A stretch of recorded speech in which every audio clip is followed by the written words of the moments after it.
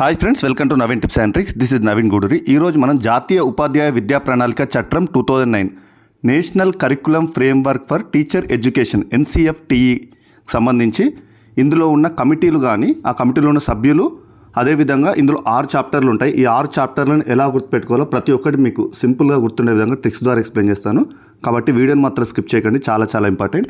Video నచ్చినట్టయితే మాత్రం please like చేయండి. ఇంకా ఎవరైనా మన ఛానల్ సబ్స్క్రైబ్ చేయని వారు ఉంటే సబ్స్క్రైబ్ చేయండి.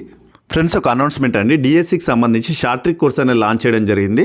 ఇంకెవరైనా కోర్స్ తీసుకోవాలంటే యాప్ లింక్ వీడియో కింద డిస్క్రిప్షన్లో పెట్టడం జరుగుతుంది. లేదంటే మీరు ప్లేస్టోర్లో నవీన్ టిప్స్ అండ్ ట్రిక్స్ అని టైప్ చేయగానే మన యాప్ ప్లేస్టోర్లో అవైలబుల్లో ఉందండి. అలానైనా డౌన్లోడ్ చేసుకొని ఈ కోర్స్ అనేది చూడండి. ఇందులో మీకు 100% ట్రిక్స్తో ప్రతి ఒక్క వీడియో ఈజీగా అర్థమయ్యే విధంగా, ర్యాపిడ్ రివిజన్ ద్వారా ప్రతి ఒక్కరికి ఈజీగా అర్థమయ్యే విధంగా 100% ట్రిక్స్తో వీడియోస్ అనేది ప్రిపేర్ చేయడం జరిగింది. ఓకేనండి, ఇక మనం టాపిక్లోకి వస్తే ఈ NCFTకి సంబంధించి బ్రీఫ్ ఎక్స్ప్లెనేషన్ చూసిన తర్వాత ఈ NCFTలో ఉన్న కమిటీలో ఉన్న సభ్యులను, అదేవిధంగా ఈ 6 చాప్టర్లను ఎలా గుర్తుపెట్టుకోవాలో మీకు ఈజీగా గుర్తుండే విధంగా చెప్తాను.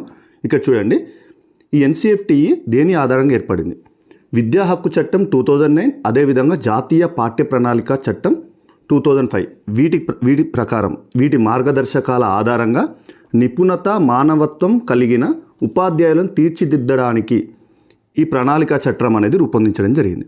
ఓకేనా? NCFTE ఈ రెండు ఏమేంటి? విద్యా హక్కు చట్టం 2009, అదేవిధంగా జాతీయ పాఠ్య ప్రణాళిక చట్టం 2005 వీటి మార్గదర్శకాల ఆధారంగా ఏర్పాటు చేయడం జరిగింది. నెక్స్ట్, ఈ NCFTE రూపకల్పనకు 7 సభ్యులతో కూడిన కమిటీ ఉంది. 7 సభ్యులు ఉంటారు కమిటీలో.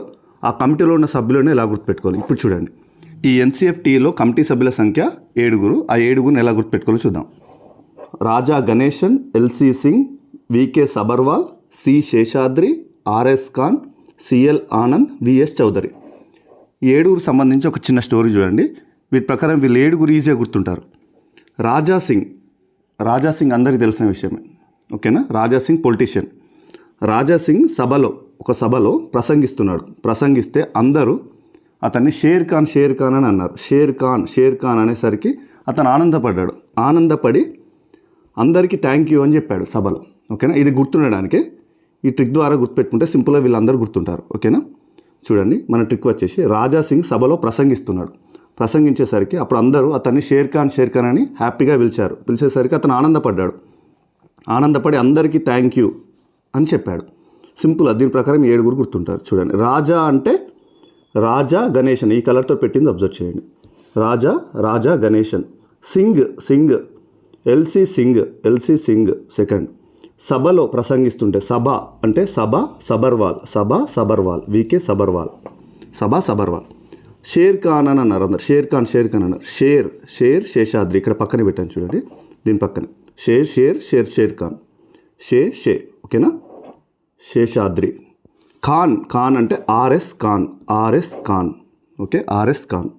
నెక్స్ట్ 6th, ఆనందపడి అతను హ్యాపీగా ఆనందపడ్డాడు. CL ఆనంద్.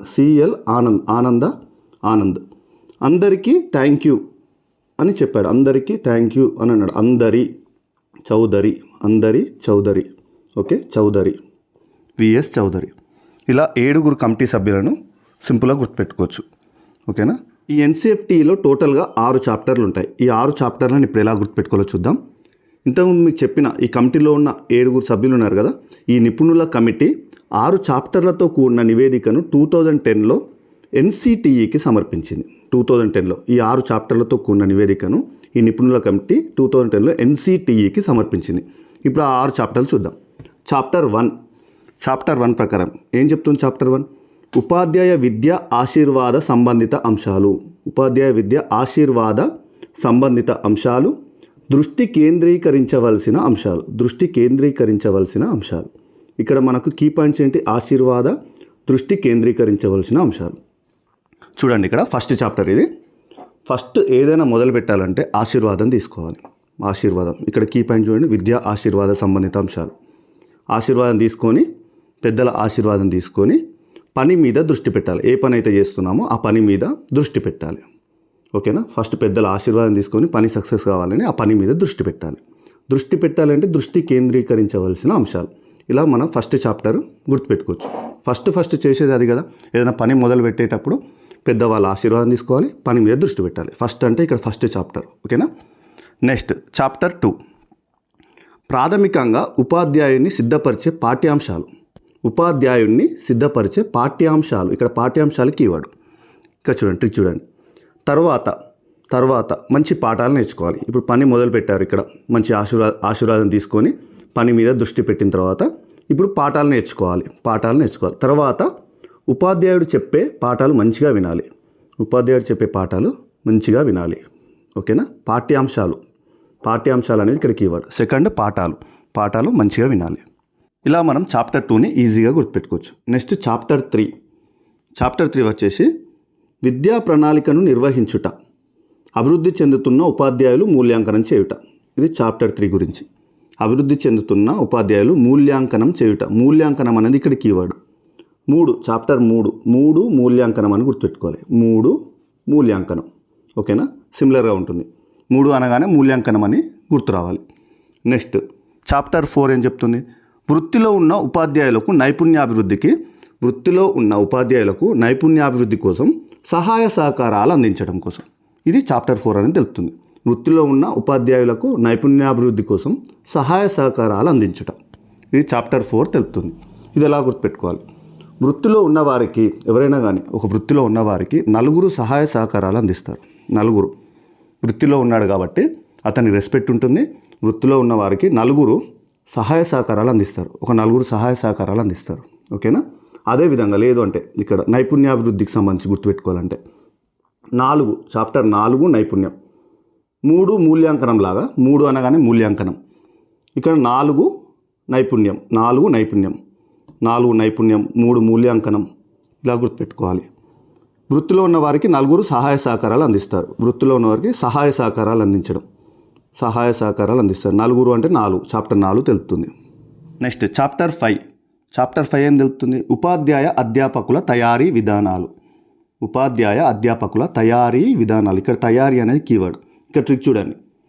ఏదైనా కానీ ఒక 5 మినిట్స్లో రెడీ అవుతానంటారు. ఎక్కడికైనా వెళ్ళేటప్పుడు చెప్తారు ఎవరైనా అడిగితే, ఎంతసేపు ఇంకా అంటే ఒక 5 మినిట్స్లో రెడీ అవుతాను, 5 మినిట్స్లో రెడీ వస్తాను అని చెప్తారు.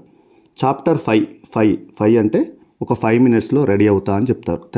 5 మినిట్స్లో తయారై వస్తా. ఓకేనా. దీని ప్రకారం చూడండి, 5 మినిట్స్లో తయారవుతా అని మనం ఎప్పుడైనా సాధారణంగా ఉపయోగించే పదం కాబట్టి దీని ప్రకారం గుర్తుపెట్టుకోవచ్చు. తయారవుతా 5 మినిట్స్లో అంటే 5 అంటే ఇక్కడ చాప్టర్ 5. తయారవుతా అంటే తయారీ విధానాలు ఇక్కడ కీవర్డ్. ఇలా గుర్తుపెట్టుకోవచ్చు.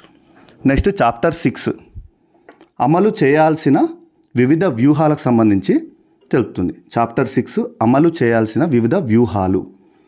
6